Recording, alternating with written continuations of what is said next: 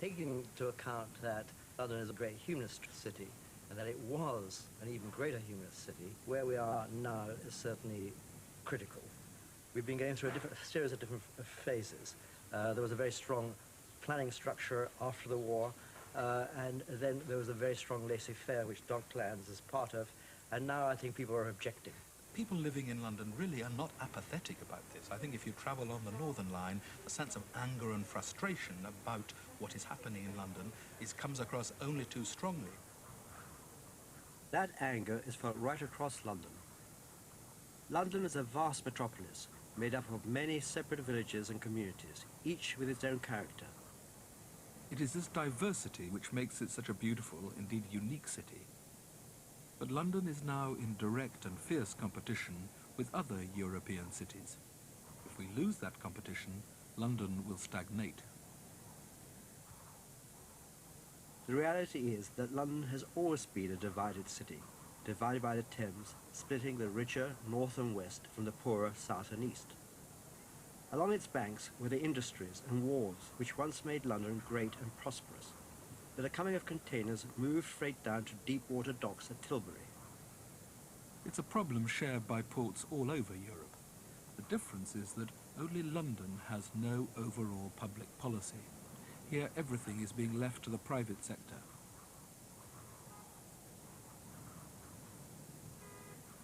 You cannot expect private enterprise to create a park, not even a square really, because after all that's all buildable land, and if you're looking at optimum profit, then you can't do that. Only governments can create that frameworks, local governments, central governments and so on. And we no longer have a city of London government, therefore we have no longer that form of framework.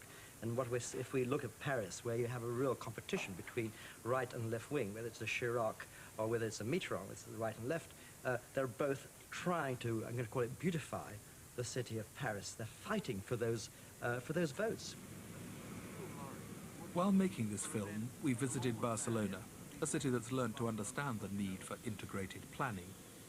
In the last few years, it has reclaimed 4.5 kilometres of derelict coastline and undertaken 350 major building projects, all organised by a mixture of private money and public planning. From Mallorca, Palma Mallorca to here, because then they could combine the residential accommodation for the first time.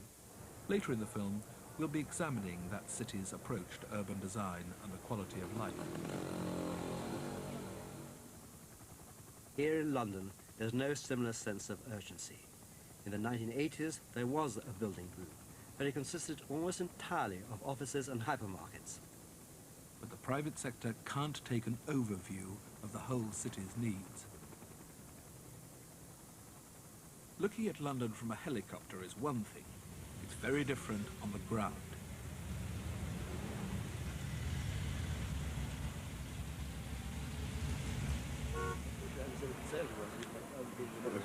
Really?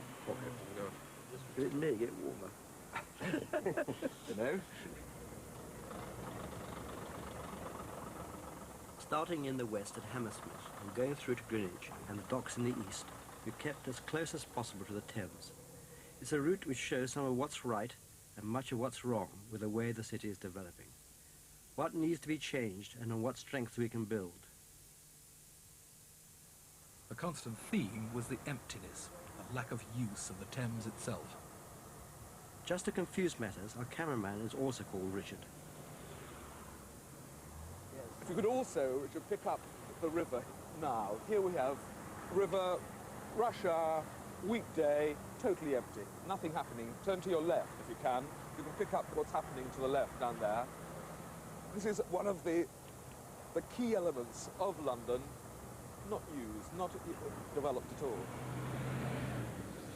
Here we have one of the things that really bedevils the city. I mean, it's now after 9 o'clock in the morning. People are trying still to get to work. Somehow you've got to give these roads back to the scale of a few cars at a time and not this massive influx of cars. One needs to look at it seriously and say money has to be invested over, obviously, a long term, as they are doing in other cities, or have started doing heavily in other cities. There is no other way, and you look at cities that are really under pressure, like Hong Kong and Singapore, and they recognise that. You've got to both deter overuse of individual transport and provide very good alternatives. And if you don't do that, we will just simply strangle cities in the 21st century. It's also, it cuts up the community. I mean, these ghastly junctions, this black tarmac, this noise, these fumes, you damage the ecology, the vibration. It's completely inhuman. And the travelling time, which is still basically as it was in the Victorian times, because everyone was jammed up.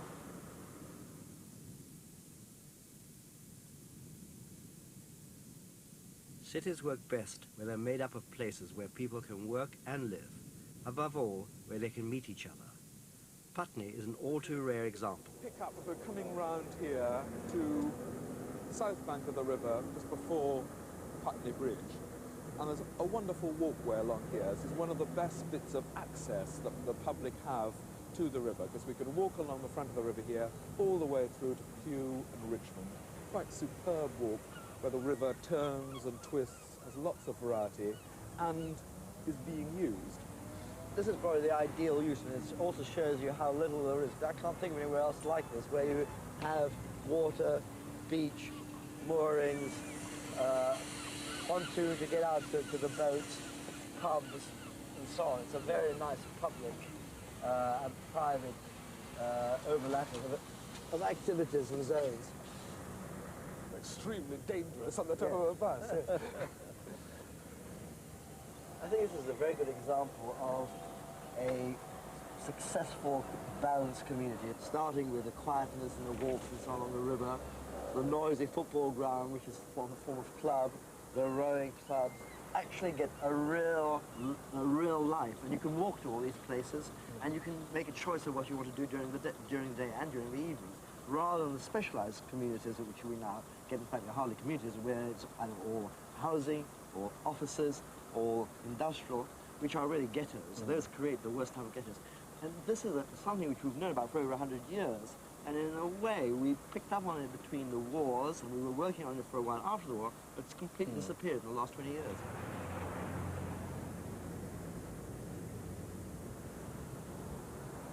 Yeah, I think if you can look over here, this is a very good example. This is wonderful. I mean, here is the great river, practically central London, totally wasted.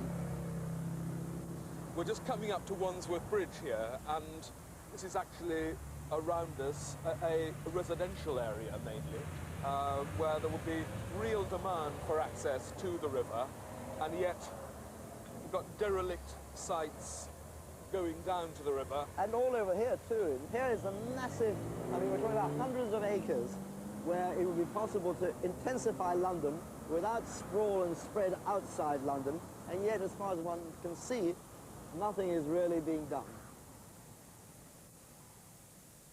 Between Wandsworth and Battersea on the south bank, this massive derelict industrial site has been empty for 2 years with no sign of a planning application. On the north bank, it has been left to the private sector. A supermarket offers wonderful views of the river, but only for the cars in its car park. If we are to open up the river bank for everyone to enjoy, we'll have to plan to do so. There has been some new private development, but private developments tend to be exclusive and expensive. What is really needed is a mixture of all types of housing and facilities, not just luxury apartments and private marinas.